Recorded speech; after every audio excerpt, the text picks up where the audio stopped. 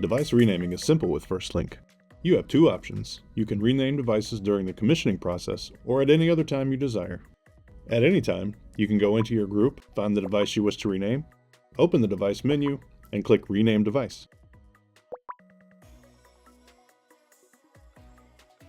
Type in the name you would like to have and click Save.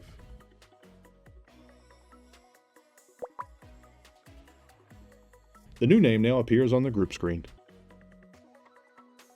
Lights can also be renamed during the commissioning process.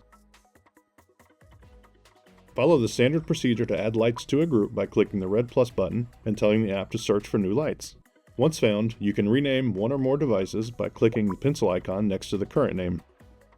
Type in the new name and click Save. Then continue to follow the process to add these lights to your group as normal. If you don't like the new name, remember at any time you can go back and rename the devices as you wish. Thanks for watching.